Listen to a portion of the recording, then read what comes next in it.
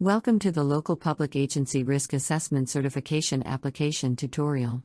There are totally 4 forms need to be filled out by local agencies. We will go through them one by one. LPA will need to designate a liaison as primary point of contact for the LPA certification process. This certification liaison will be responsible for completing and submitting the LPA certification application form and ensure that the agency maintains the qualifications throughout the duration of the project. The liaison will access all 4 parts of the LPA Risk Assessment Certification Smartsheet form through the links provided to the primary liaison from Caltrans Division of Local Assistance. The liaison may be the responsible charge for one or more federal aid projects. The liaison is responsible for tracking the staff training and ensuring staff meet the training requirements by Caltrans. The responsible charge is required to complete the mandatory training modules listed on LPA certification program website prior to starting the federal aid reimburse work. Additional training may be required as notified by Caltrans. The liaison will keep track of the legal documents such as master agreements, program supplement agreements, fund agreements, the Americans with Disabilities Act, ADA, Transition Plan, Disadvantaged Business Enterprise (BBE) agreements, and Quality Assurance Plan (QAP). These documents are required for delivering federal aid projects and must be kept current.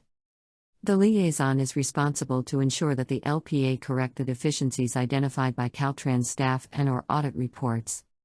The liaison is responsible for resubmitting the LPA certification risk assessment form every 3 years to recertify. Local Public Agency Certification Program Application Part 1 Mandatory Certification Training. Please click the link sent by Caltrans in an email to LPA to access Part 1 of the application. The low code and LPA name will be pre-populated for the user. The user will enter the date and the LPA's Caltrans district. These are required fields that must be populated for submission. Here is a map of Caltrans districts. You can also find out the list of counties in each district at the link provided.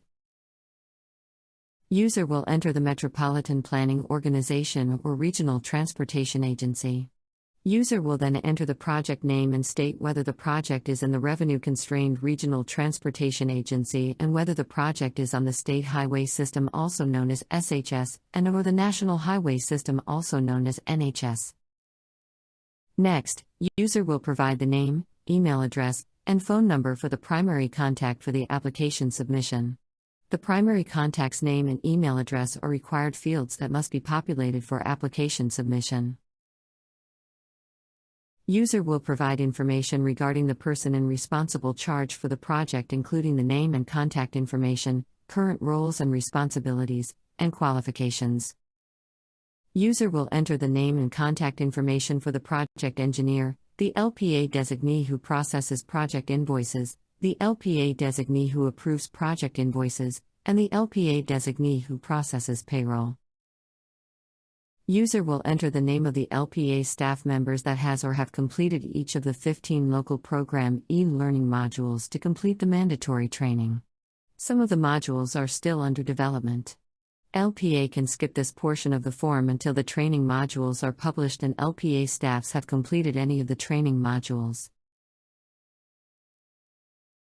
User will select from the drop-down list the documents that will be uploaded with the submission.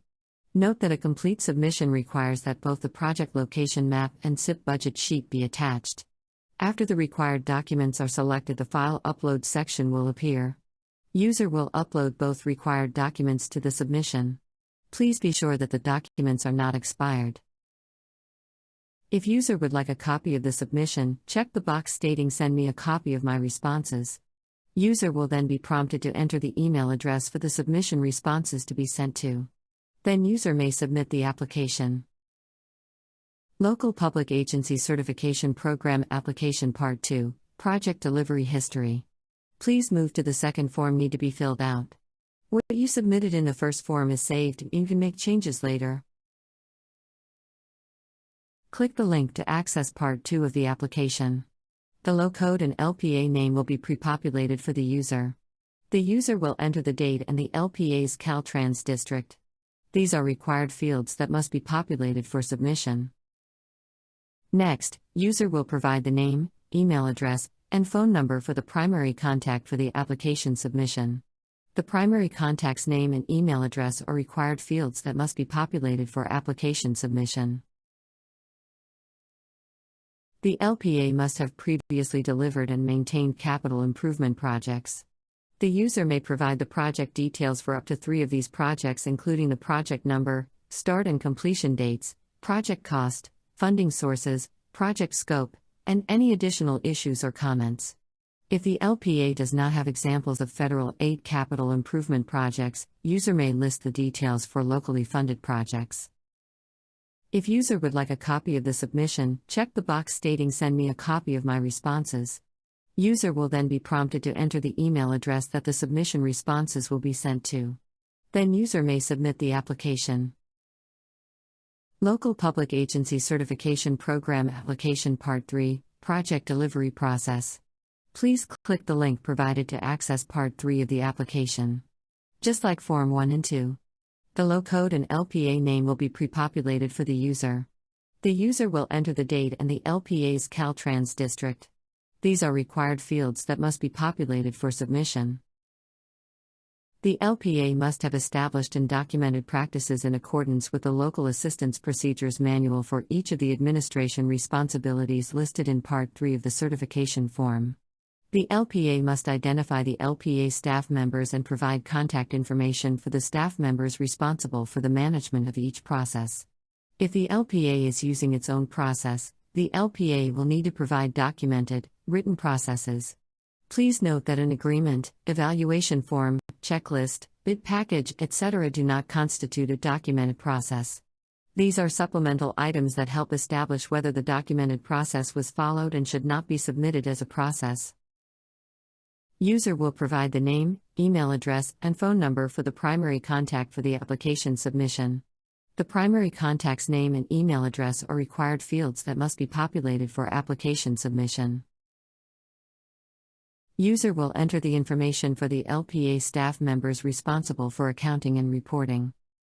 If LPA uses its own process to track project costs and prepare invoices, user will check the corresponding box and will upload the LPA's policy and procedures in the File Upload section later in the application.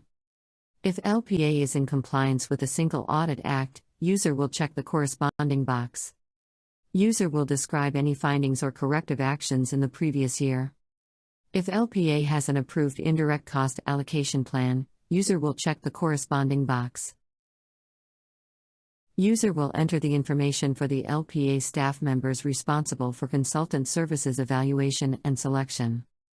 If LPA uses its own consultant services evaluation and selection process, user will check the corresponding box and will upload the LPA's policy and templates in the File Upload section later in the application.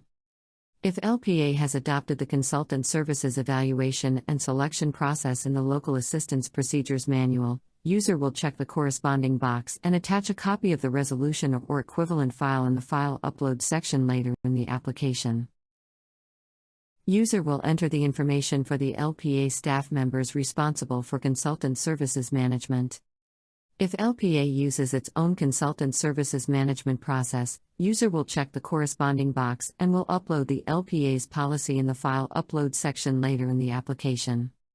If LPA uses the consultant services management process in the Local Assistance Procedures Manual, user will check the corresponding box. User will enter the information for the LPA staff members responsible for the environmental process. If LPA uses the environmental process in the Local Assistance Procedures Manual, user will check the corresponding box. Note, due to the National Environmental Policy Act assignment, all LPA projects with federal funds must follow the environmental process described in the Local Assistance Procedures Manual. User will enter the information for the LPA staff members responsible for the plans, specifications, and estimates or PS&E. If LPA uses the PS&E process in the Local Assistance Procedures Manual, user will check the corresponding box. If LPA uses its own PS&E process, user will check the corresponding box and will upload the LPA's policy and templates in the File Upload section later in the application. User will enter the information for the LPA staff members responsible for the right-of-way design and acquisition. If LPA uses the right-of-way design and acquisition process in the Local Assistance Procedures Manual, user will check the corresponding box. Note: all LPA projects with federal funds must follow the right-of-way design and acquisition process described in the Local Assistance Procedures Manual. User will enter the information for the LPA staff members responsible for utility relocation. If LPA uses the utility relocation process in the Local Assistance Procedures Manual, user will check the corresponding box. Note: all LPA projects with federal funds must follow the utility relocation process described in the Local Assistance Procedures Manual. User will enter the information for the LPA staff members responsible for change orders. If LPA uses its own change order process, user will check the corresponding box and will either describe the process or upload the LPA's process in the File Upload section later in the application. If LPA uses the change order process in the Local Assistance Procedures Manual, user will check the corresponding box. User will enter the information for the LPA staff members responsible for dispute resolution/claims management. If LPA uses its own dispute resolution/claims management process, user will check the corresponding box and will either describe the process or upload the LPA's process in the File Upload section later in the application. If LPA uses the dispute resolution/claims management process in the Caltrans construction manual, user will check the corresponding box. User will enter the information for the LPA staff members responsible for advertising, awarding, and administering construction contracts. If LPA uses its own project award procedures, policies, and processes, user will check the corresponding box and will either describe the process or upload the LPA's process in the File Upload section later in the application. If LPA uses the project award procedures, policies, and processes in the Local Assistance Procedures Manual, user will check the corresponding box. User will enter the information for the LPA staff members responsible for Davis-Bacon and/or state prevailing wages compliance. If LPA uses its own Davis-Bacon and/or state prevailing wages compliance process, user will check the corresponding box and will either describe the process or upload the LPA's process in the File Upload section later in the application. If LPA uses the Davis-Bacon and/or state prevailing wages compliance process in the Local Assistance Procedures Manual, user will check the corresponding box. User will enter the information for the LPA staff members responsible for project files and record retention. If LPA uses its own maintenance of project files process, user will check the corresponding box and will either describe the process or upload the LPA's process in the File Upload section later in the application.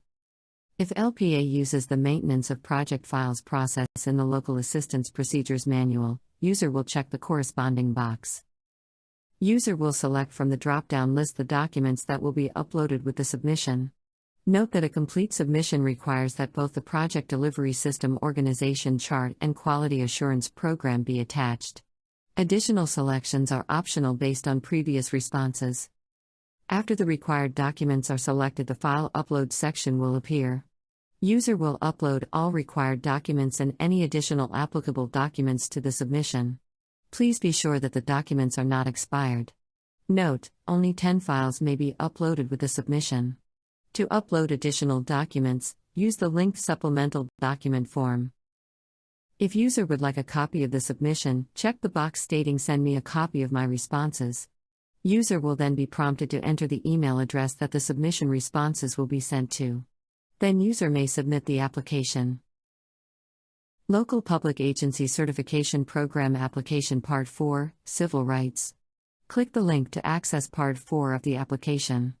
Like previous forms, the low code and LPA name will be pre-populated for the user.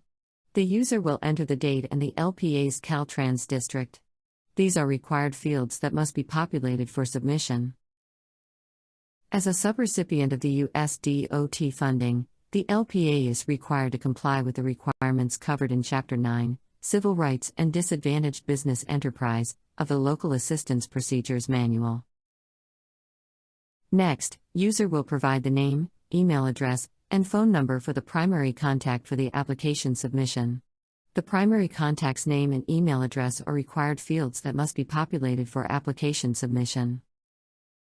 User will enter the information for the Title VI coordinator.